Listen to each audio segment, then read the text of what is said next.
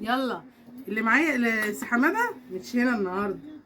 عارفين فين الاكله دي؟ بتحتاج حلل كتير، فهو بقى انتوا عارفين ايه هو فين، يعني بتحتاج مواعين كتير.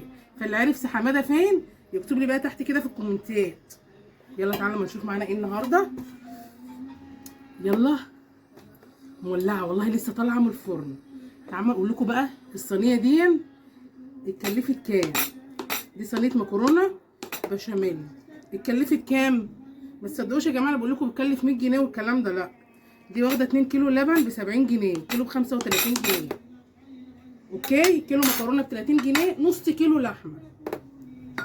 دخلنا في ال 300 جنيه من غير ولا فراخ ولا لحمه. يبقى الاكله دي متكلفه كام؟ خشوا بقى كده عليا، خشوا بقى. لازم 2 كيلو لبن يا جماعه والله. مش نفرض ما عملتوش فراخ، عملتوا شويه بطاطس شيبسي، عملتوا حاجه، تعملوا ايه؟ بصوا بقى، بصوا.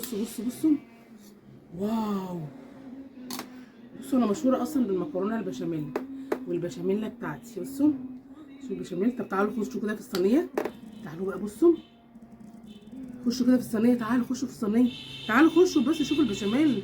انتوا مكسوفين والله، مكسوفين. خدوا لكم حته، اتفضلوا اتفضلوا. اوعوا تصدقوا بقى يقول لك ايه صينيه مكرونه بشاميل 100 جنيه. لا احنا دخلنا في 300 جنيه. نص كيلو لحمه مفرومه 225، و2 كيلو لبن 75 جنيه، واللبن ب 35 يا حبيبتي. اه اتفضلي يلا. ما تطلعيش بقى تقولي للناس وتقولي لهم ايه الاكله دي اتكلفت 100 جنيه، لا. وكده ما دخلناش ولا فراخ ولا في لحمه.